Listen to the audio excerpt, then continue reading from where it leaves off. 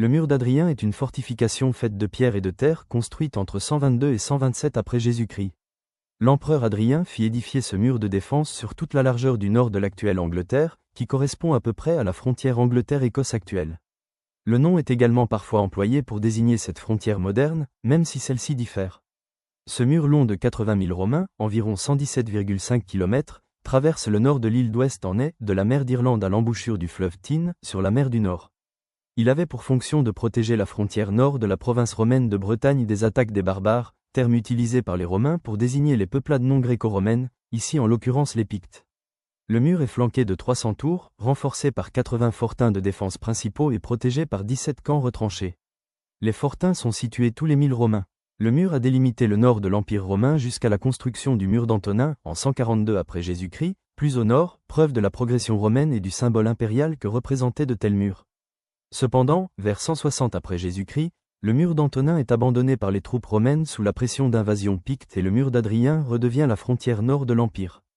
En plus de son utilisation comme fortification militaire et comme marque de puissance politique, on pense que les portes du mur auraient également servi de poste de contrôle pour la perception de taxes sur les produits importés.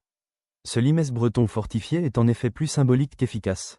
Une partie importante du mur existe toujours, en particulier dans la partie centrale où il est encore praticable à pied sans danger. C'est aujourd'hui l'attraction touristique la plus populaire de la région. En 1987, l'UNESCO l'a inscrit sur la liste du patrimoine mondial. Le musée Hancock d'histoire naturelle, à Newcastle, lui consacre une salle entière. Bien qu'ayant attiré l'intérêt des érudits dès le XVIe siècle, ce n'est qu'au XVIIIe siècle que le mur commence à faire l'objet de recherches plus systématiques. À cette époque, la construction est encore attribuée à Septime Sévère, bien qu'Adrien ait été proposé dès 1527 par l'Écossais Hector Boès, puis par l'Italien Polydore Virgile en 1534, leurs théories sont mises à l'écart par les érudits anglais, qui refusent que la tradition anglaise soit remise en question par des étrangers. Il faut attendre l'ouvrage de John Hodgson History of the Northumberland, paru en 1840, pour que cette idée s'impose enfin. Hodgson rompt également de manière importante avec les écrits antérieurs en ce qui concerne la chronologie relative du mur en avançant que l'ensemble des éléments datent de la période d'Adrien, alors qu'auparavant le vallum était considéré antérieur aux constructions en pierre. L'engouement pour les ruines du mur s'accroît dans les années suivantes, notamment dans le sillage de John Collingwood Bruce, qui fonde en 1849 le pèlerinage du mur d'Adrien, donne de nombreuses conférences et publie en 1851 The Roman Wall, qui contribue à diffuser les idées de Hodgson.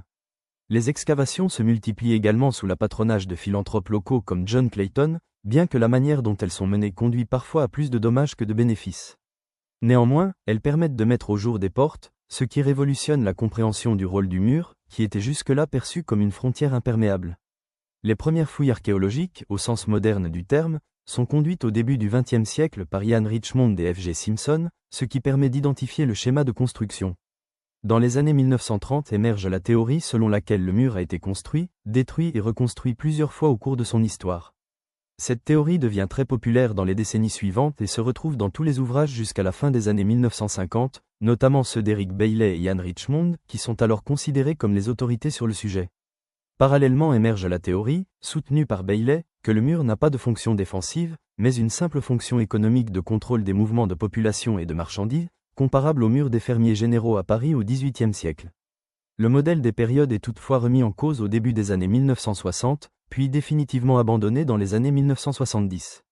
De nouvelles fouilles mettent en effet en évidence un schéma bien plus complexe, l'histoire du mur ne pouvant pas être considérée de manière globale, avec des variations pouvant être importantes selon les sites. La conquête de la Bretagne commence en 43 à l'initiative de l'empereur Claude et s'étend pendant plusieurs décennies, jusqu'en 83 et la victoire de Julius Agricola à la bataille du mont Gropius. Dans les années qui suivent, les Romains cherchent à sécuriser les Highlands avec un réseau de forts s'étendant au nord jusqu'à Inch-Tutil. Toutefois, peut-être en raison de l'invasion des Daces qui siphonnent les troupes disponibles, ces efforts sont presque immédiatement interrompus et les territoires situés au nord d'une ligne courant du fort de Trimoncium, près de Newstead, à Dalswinton sont abandonnés peu après 86. Le retrait des légions stationnées en Bretagne se poursuit à l'époque de Trajan, ce qui oblige les Romains à évacuer progressivement le sud de l'actuelle Écosse. Une ligne de forts est alors construite le long d'une route, appelée aujourd'hui Stangate, s'étendant entre Carlisle et Corbridge.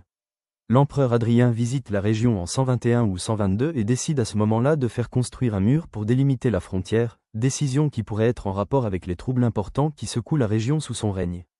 La datation de ce conflit demeure incertaine, mais l'historiographie récente tend à le situer vers 122, l'érection du mur constituant ainsi une réponse à une menace immédiate des tribus calédoniennes.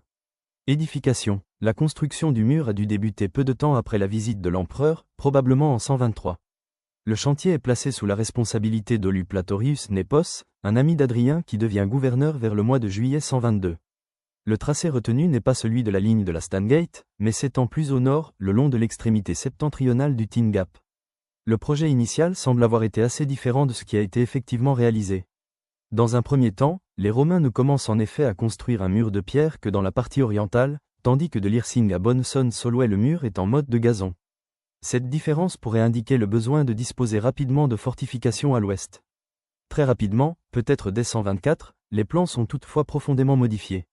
L'épaisseur du mur de pierre est diminuée, là encore probablement pour permettre son achèvement le plus rapidement possible. Initialement prévue à 2,96 mètres, elle est réduite ensuite à 2,35 mètres au maximum, allant même jusqu'à 1,83 mètres par endroit. Mais le changement le plus important affecte le plan général lui-même. Le plan d'origine prévoyait que le mur ne soit garni que de tours et de fourmilières, les grands forts restant en arrière le long de la Stangate, mais lors de la révision il est décidé d'implanter ces forts directement sur le tracé du mur. Cette modification contraint toutefois les Romains à démanteler une partie des fortifications déjà construites pour pouvoir insérer les forts dans le dispositif. Peu de temps après, le plan général est une nouvelle fois modifié afin de protéger les arrières du mur, du côté du territoire romain donc, avec des levées de terre et un fossé, ouvrage appelé collectivement Vallum. Par ailleurs, le tracé initial, qui s'arrêtait à Newcastle, est prolongé jusqu'à Wallsend. À peu près au même moment, une partie du mur en mode de gazon est remplacée par une construction en pierre. Étant donné que les inscriptions encastrées dans le mur ne mentionnent que le nom du gouverneur Népos et non de son successeur Lucius Trebius Germanus, le mur a été terminé avant 127, date la plus tardive possible de l'arrivée en poste de ce dernier. Service et abandon. Vers 142, les Romains poussent une nouvelle fois leur expansion vers le nord. Un autre mur, dit mur d'Antonin, est construit entre le Firth of Forth et le Firth of Clyde. Le mur d'Adrien, devenu inutile, est alors abandonné, mais les étendues septentrionales s'avérant rapidement incontrôlables, il est remis en service dès 163. C'est à ce moment que la route militaire est construite immédiatement derrière le mur et que les parties encore en mode de gazon sont remplacées par un mur en pierre.